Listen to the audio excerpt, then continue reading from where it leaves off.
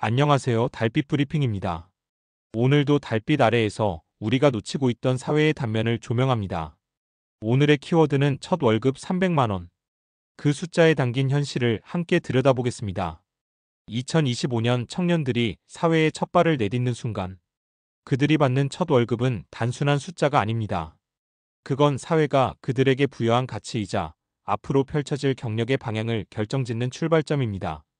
최근 통계청 자료에 따르면 청년 남성 중 첫 직장에서 월급 300만 원 이상을 받는 비율은 10.5%, 청년 여성은 3.3%에 불과합니다.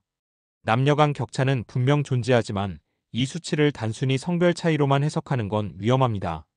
왜냐하면 이 격차는 개인의 능력이나 노력보다 산업 구조, 직무 분포, 사회적 기대, 그리고 제도적 환경에 더 크게 영향을 받기 때문입니다.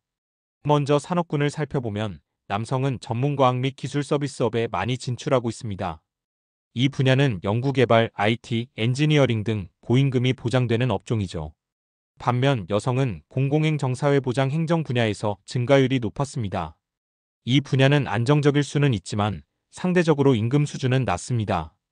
이건 단순한 선택의 결과일까요? 아니요. 사회는 여전히 특정 성별에게 특정 직무를 적합하다고 말합니다. 그리고 그 말은 교육과 진로, 채용과 승진, 경력과 보상에까지 영향을 미칩니다.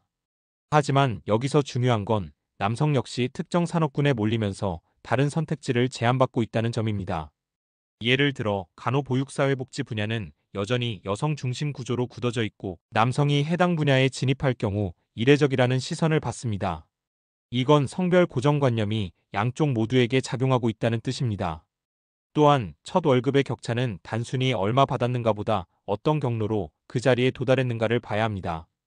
대졸자 기준으로 보면 남성은 이공계 전공 비율이 높고 여성은 인문사회 계열 비율이 높습니다.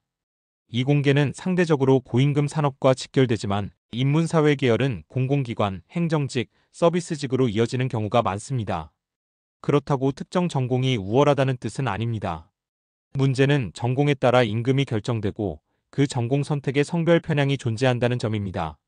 또 하나 짚고 넘어가야 할 건 경력의 흐름입니다. 30대 상용 근로자의 평균 임금은 남성이 383만 원, 여성은 330만 원.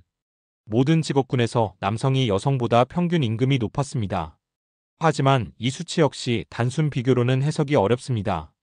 왜냐하면 남성은 장시간 근로와 야근, 외근 등 고강도 업무를 더 많이 맡는 구조에 놓여 있고 여성은 육아와 돌봄 부담으로 인해 근로시간이 짧거나 유연근무를 선택하는 경우가 많기 때문입니다. 이건 개인의 선택이라기보다 사회가 만들어 놓은 역할 분담의 결과입니다. 정부는 2025년에서 2029년까지 청년 여성의 첨단 산업 진출을 위한 지원 강화 계획을 발표했습니다. 직업계고, 여학생 대상 취업 클리닉, 대학생 대상 경력개발 프로그램, 첨단 산업 진출 가이드 제공, 세일센터 통한 직업훈련 확대 등 다양한 정책이 포함되어 있습니다. 한편 남성 청년을 위한 정책은 상대적으로 덜 조명되고 있습니다. 특히 고졸 남성의 경우 군 복무 이후 경력 단절을 겪거나 비정규직으로 진입하는 비율이 높습니다. 이 역시 구조적 문제입니다. 결국 첫 월급의 격차는 성별만의 문제가 아닙니다. 그건 교육, 산업, 제도, 문화가 얽힌 복합적인 구조의 결과입니다. 그렇다면 우리는 무엇을 해야 할까요? 첫째, 산업군의 성별 편중을 해소해야 합니다. 남성도 돌봄 산업에, 여성도 첨단 산업에 진출할 수 있도록 교육과 채용 과정에서의 장벽을 없애야 합니다. 둘째, 경력 단절을 막기 위한 제도적 지원이 필요합니다. 육아휴직, 유연근무제, 돌봄 인프라 확대 등 모든 성별이 경력을 이어갈 수 있는 환경을 만들어야 합니다. 셋째, 임금 투명성과 공정한 보상 시스템이 필요합니다. 같은 일을 한다면 같은 임금을 받아야 합니다. 이건 단순한 정의의 문제가 아니라 우리 사회가 얼마나 성숙한지를 보여주는 척도입니다. 넷째, 성별 고정관념을 깨야 합니다. 남자는 기술직, 여자는 행정직이라는 인식은 청년들의 선택을 제한하고 사회 전체의 다양성을 훼손합니다. 다섯째, 첫 월급을 단순한 숫자가 아닌 사회적 출발선으로 인식해야 합니다. 그 출발선이 공정하지 않다면 경쟁은 이미 시작 전에 기울어진 것입니다. 오늘도 달빛 브리핑이었습니다. 달빛 아래에서 우리는 더 선명하게 보입니다. 다음 이야기에서도 함께해 주세요.